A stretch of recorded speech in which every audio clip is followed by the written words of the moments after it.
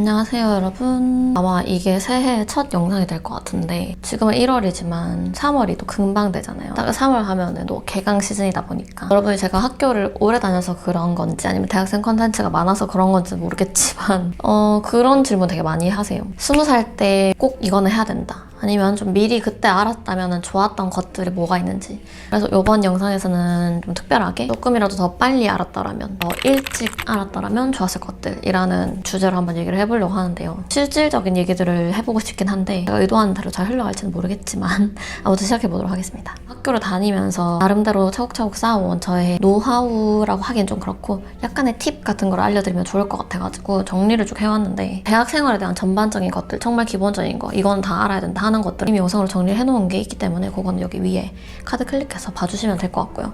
그거보다 조금 더 구체적인 얘기들을 좀 해보자면, 첫 번째로는 장학금 관련입니다. 이제 처음에 대학교에 딱 입학을 하면은 한국장학재단에서 주는 국가장학금이 있잖아요. 국가장학금 말고 내가 받을 수 있는 장학금이 뭐가 있는지 찾아보는 것도 엄청 중요하거든요. 장학금은 크게 두 가지가 있는데, 첫 번째로는 이제 학교에서, 교내에서 주는 교내 장학금이 있고, 두 번째로는 외부 기관에서 주는 외부 장학금이 있어요. 교내는 학교 홈페이지 이런 데서 찾아보면은 생각보다 내가 받을 수 있는 장학금이 꽤 많고요. 진짜 엄청 다양한 기관에서 대학생을 위한 장학금 제도가 잘 돼 있어요. 진짜 뭐 종교기관에서도 있고, 거주지 관련된 공공기관에서 주는 것도 있고, 아니면 그냥 시민단체 이런 데서 주는 것도 있고, 생각보다 엄청 많기 때문에 그거는 어디까지 열심히 찾아보냐에 따라서 내가 받을 수 있는 장학금의 금액이나 종류도 엄청 달라지거든요. 한국장학재단에서 나오는 국가장학금 같은 경우에도 진짜 딱 그 소득분이 따져서 주는 국가장학금 말고도 다른 여러 종류의 장학금들이 많아요. 내가 대회에 나가서 수상을 했을 때 받을 수 있는 거, 아니면 내가 뭐 창업을 했을 때 받을 수 있는 거, 취직하면서 학교 다니면서 또 받을 수 있는 장학금도 있고요. 보통 그런 장학금은 조건이 걸려있는 경우가 있어서 졸업하고 일정 기간 이거 뭐를 유지해야 된다거나 아니면 계속 서류를 제출해야 된다거나 이런 것들이 있거든요. 그래서 그 조건들은 잘 확인해보시고 그때그때 놓치지 말고 다 제출하셔서 꼭 제가 받을 수 있는 거 많이 받아가시면 좋을 것 같아요. 솔직히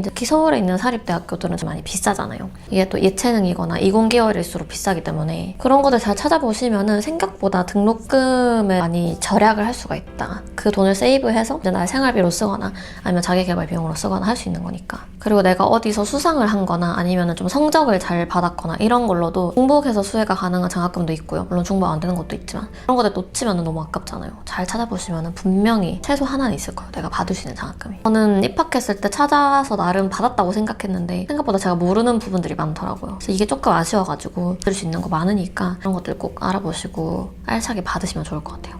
그리고 또 학교 교내에서 하는 해외 봉사, 교환학생 이런 부분도 많이 물어보시더라고요. 저는 교환학생을 막학기 직전에 갔다 왔거든요. 이게 학교마다 조건은 다를 수 있는데 교환학생은 이제 뭐 4학년은 지원을 못한다거나 이런 조건들이 좀 있고, 보통은 저는 좀 특이하게 가게 된 케이스기는 해서 내가 갔다 와서 막 추가학기를 하겠다 막 이런 게 아닌 이상은 3학년까지만 보내주는 학교가 되게 많단 말이죠. 그런 것들, 해외 봉사 같은 것도 마찬가지고 내 시간을 좀 미리 계획해서 쓸 수 있게 미리 처음에 좀 최대한 빨리 알아보시는 걸 추천드립니다. 내가 굳이 교환학생이나 해외 봉사에 대한 그렇게 큰 생각이 없더라도 정보를 알고 내가 결정하는 거랑 모르고 결정하는 거랑은 천지 차이기 때문에 이런 거 할 생각이 있다면 그 자금 조달 계획도 좀 미리 세워야 되잖아요. 어느 정도 준비가 필요하니까 교환학생 정보 같은 거는 보통 학교별로 교환학생들이 정보 공유하는 그런 카페가 있거나 아니면 학교 홈페이지에 올라오거나 에타 같은 데서도 그런 거 많잖아요. 정보를 얻을 수 있는 창구는 요즘에 너무너무 많기 때문에 쉽게 아마 정보를 얻으실 수 있을 거라고 생각합니다.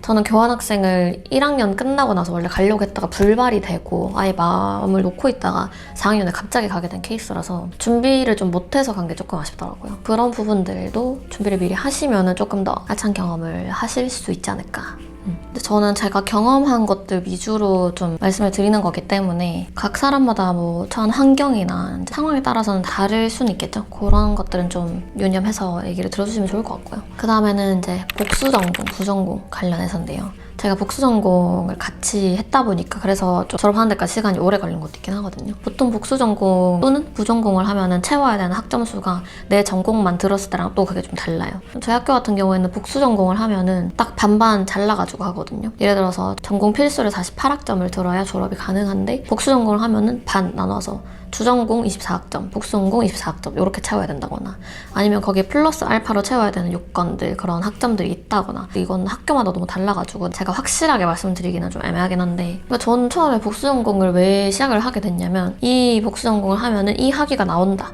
라는 것 때문에 좀 단순하게 시작한 부분도 있었고, 그리고 제 복수전공 자체가 시작할 때 학교에 새로 생긴 전공이었거든요. 엔터테인먼트 소프트웨어 융합 전공이라고, 그런 영상 쪽, 미디어 쪽도 배우고 또 코딩 같은 것도 좀 배우고, 요거를 이제 합쳐놓은 그런 전공이라서 이수를 다 하면은 공학사가 나오는 그런 전공이었어요.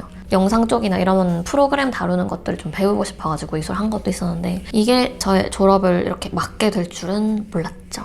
복수전공 시작하기 전에 이 전공을 이수를 하면은 이제 어떤 학위가 나오고 이걸 통해서 내가 어떤 일들을 할 수 있고 이런 것들 좀 미리 파악하시고, 그리고 학점도 혹시 더 추가로 들어야 되는 학점이 있는지, 졸업 요건이 더 붙는 게 있는지 이런 것도 꼭 확인하셔야 합니다. 근데 이거는 이제 복수전공에만 해당되는 얘기는 아니고, 대학교 입학할 때 학과를 선택을 하잖아요. 근데 그 학과 선택할 때 주전공, 그 전공의 이름만 보고 선택하시면 절대 안 돼요. 보통 이름이랑 내가 가서 실제로 배우는 거랑 매치가 안 되는 경우가 생각보다 엄청 많고요. 대충 이름만 보고 이거를 배우겠지 해서 왔는데 전혀 다른 걸 배우거나, 그러면 이제 나도 학교 다니는 것도 힘들고 공부하는 것도 힘들고 학점 따는 것도 힘들기 때문에 꼭 학교 홈페이지나 그런 수업 요강 같은 거 나와 있는 파일 올라와 있거든요. 이제 그런 전공 같은 거 선택하기 전에 수업 내용 어떤 거 배우는지, 어떤 과목들 다루는지 이런 거 좀 꼭 확인하시는 게 필요할 것 같아요. 그리고 이제 복수 전공을 하다가 중간에 이제 포기를 할 수도 있거든요. 포기를 하면은 복수 전공에서 들었던 전공들은 다 교양 학점으로 이전이 되고, 내가 이제 복수 전공 듣느라 그만큼 주전공을 안 들었을 거 아니에요. 그거를 이제 내가 주전공으로 다시 다 채워야 되는 그런 불상사가 발생할 수 있으니까, 웬만하면은 이제 그런 걸 좀 사전에 잘 알아보고 시작을 하면 포기할 일도 없겠죠. 그럼 시간도 훨씬 세이브할 수 있고, 복수 전공 중간에 그렇게 다 포기해버리고 교양 학점으로 돌리는 방법이 있고, 아니면은 복수 전공을 부전공으로 바꾸는 방법도 있기는 해요. 부전공으로 바꾸면은 아마 학위가 2개가 나오는 건 아닐 거고, 복수전공보다는 이제 좀 인정받기는 약간 힘들 수 있겠죠. 부전공이 확실히 복수전공에 비해서 듣는 학점 수도 조금 더 적고 이렇다 보니까, 저도 중간에 복수전공 하면서 이게 들어야 되는 수업은 많은데 이제 학점을 채우기가 너무 힘드니까 잠깐 부전공으로 돌릴까 고민을 했던 적이 있거든요. 근데 부전공으로 돌리는 게 뭔가 이때까지 들었던 시간도 아깝고 큰 메리트가 없다고 저는 느껴져가지고 그냥 끝까지 다 이수를 해서 복수전공도 다 끝냈고요. 그리고 지금 생각해보면 그때 부전공을 안 돌리기 잘한 것 같아요. 아깝잖아요, 들었던 거. 그리고 생각보다 정말 많은 친구들이 하지 않는 게 있는데, 바로 학교 홈페이지를 자주 확인하는 거예요. 앞에서도 장학금이나 교환학생 같은 거 얘기하면서 말씀드렸지만 엄청 알짜배기 정보가 많이 올라오거든요. 이게 학교 홈페이지에서 올려주는 것만큼 그렇게 정확하고 신빙성 있는 정보가 잘 없어요. 그래서 저는 학교 홈페이지 꼭 자주 확인하라고 말씀을 항상 드리는데, 국제교류, 장학, 해외 취업, 봉사활동, 대외활동, 교내 소식들 중요한 거 뭐 진짜 그냥 다 있어요. 다 있기 때문에 꼭 학교 홈페이지 수시로 들락날락거리면서 확인을 하시는 거를 추천드립니다. 저는 그래서 학교 홈페이지에서 장학금 관련된 정보도 많이 얻었고요. 교환학생 정보도 다 거의 그쪽에서 얻었던 것 같아요.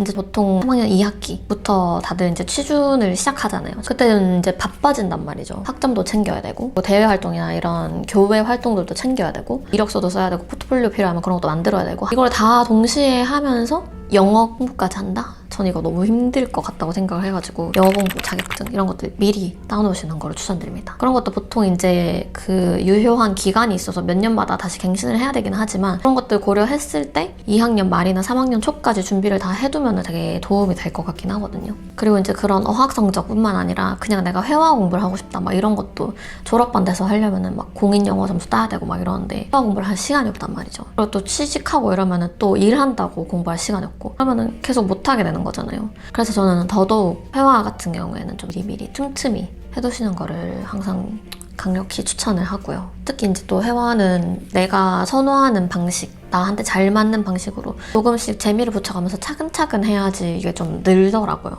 또 각자에게 잘 맞는 방법이 있잖아요. 그런 것들을 알아보려면 스스로에 대해서 좀 알아보는 시간도 많이 필요하고, 그래서 저는 좀 미리 차근차근 초반부터 준비하시는 걸 많이 추천드립니다.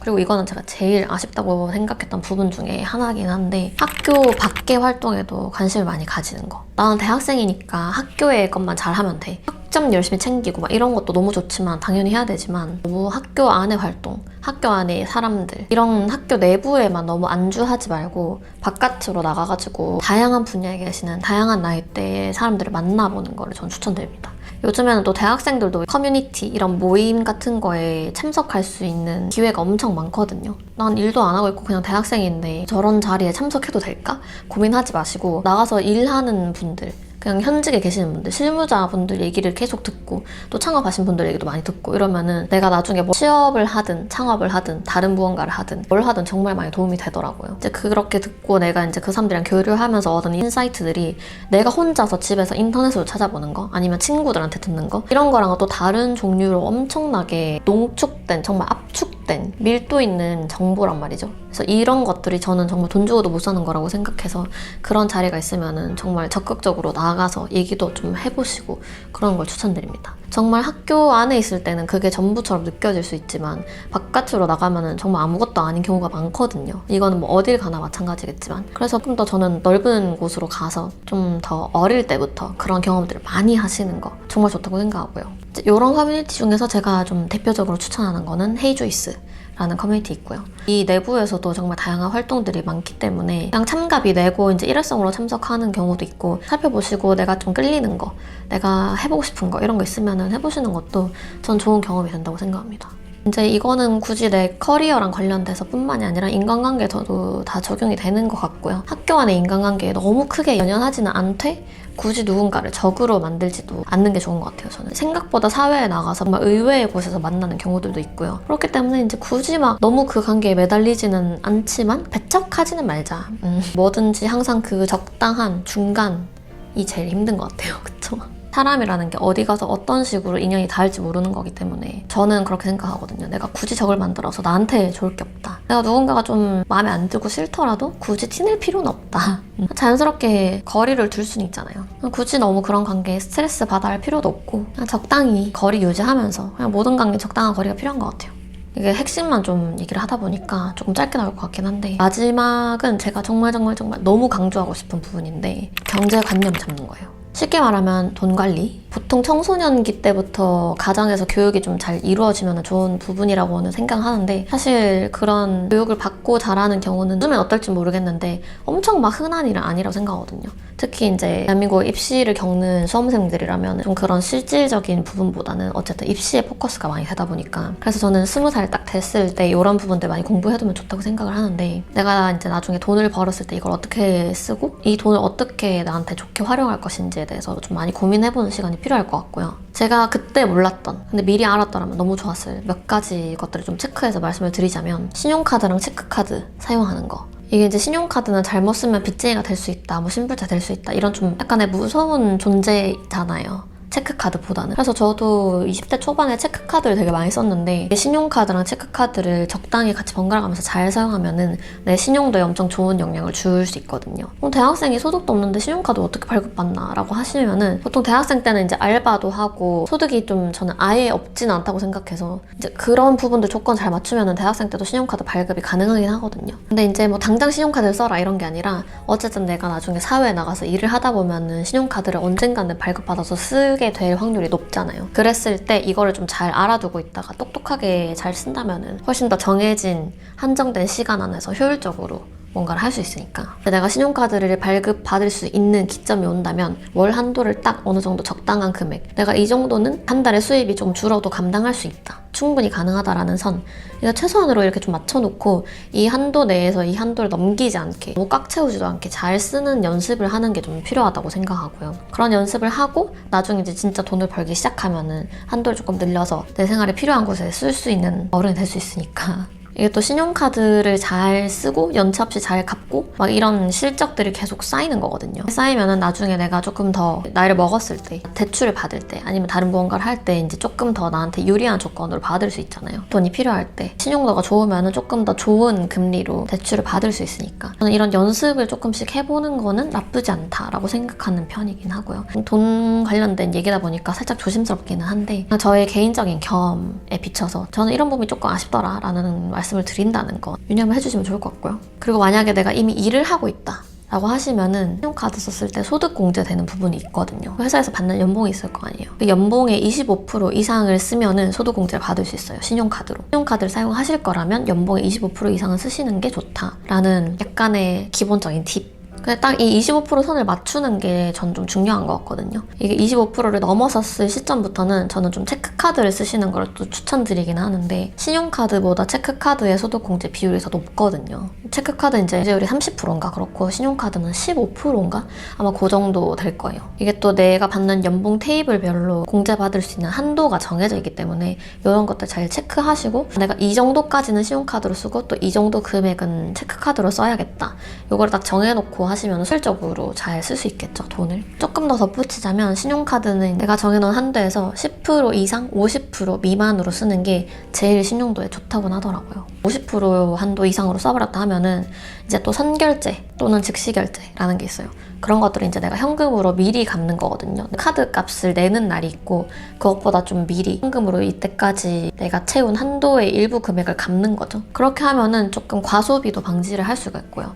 신용카드가 위험하다 좀 이렇게 얘기하는 게 저는 아무래도 현금이 바로바로 빠져나가는 게 아니다 보니까 감당 가능한 선 이상으로 돈을 써버리고 그거를 이제 못 갚았을 때, 연체됐을 때 문제가 생긴다고 봐가지고 그래서 이런 한도 사용률 같은 것도 관리를 좀 잘 해주시면 좋다. 이제 이런 것들이 지금 당장 내가 뭔가 돈을 벌지 않더라도 지금 당장 신용카드를 못 만들더라도 미리 알아놓으면 정말 너무 좋은 정보들이라서 살짝 얘기를 해봤고요. 이제 제가 생각하는 내가 그때 좀 미리 알았더라면 좋았을 것들은 좀 이런 부분들이기는 해요. 그거 외에는 조금 더 원론적인, 표면적인 얘기를 좀 하자면은 다양한 사람들 많이 만나보고 그리고 그 사람들 이야기도 많이 들어보고 갈수록 뭔가 내가 경험한 것들을 위주로 내 가치관이 형성되고 그게 그대로 굳어져서 노년까지 가는 경우가 많다 보니까 저는 조금이라도 더 빨리 더 많은 사람들, 다양한 경험을 한 사람들의 이야기를 들어보고 다양한 가치관을 가진 사람들을 만나보는 게 좀 되게 중요한 것 같더라고요. 이거는 굳이 내가 막 학생이나 20대가 아니더라도 이런 부분들은 저는 좀 많을수록 좋다고 생각해서 얘기들 듣고 다양한 경험들을 하면서 거기서 걸을 건 거르고 내 걸로 만들 건 만들고 이렇게 하면 좋잖아요. 또 1월이니까 다들 새로운 새해 목표나 마음가짐을 또 이렇게 가지고 갈 거 아니에요. 그랬을 때 이런 것들이 살짝의 도움이 되면 좋겠다 싶어가지고 한번 오늘 이 영상을 찍어봤고요. 지금 벌써 해가 지고 있는데 좀 정리해본 내용은 여기까지기는 한데 혹시 이 영상 보시는 여러분들 중에서도 아 내가 이거는 좀 빨리 알았더라면 좋았을 텐데 누군가가 나한테 미리 말해줬더라면 좋았을 텐데 하는 게 있다면 댓글에 같이 공유해주세요. 그럼 오늘 영상은 여기에서 마무리하도록 하고 여러분 다들 새해 복 많이 받으시고 파이팅 넘치는 하루하루 보내시길 바랍니다. 그럼 저희는 또 다음 영상에서 다시 만나도록 합시다. 안녕.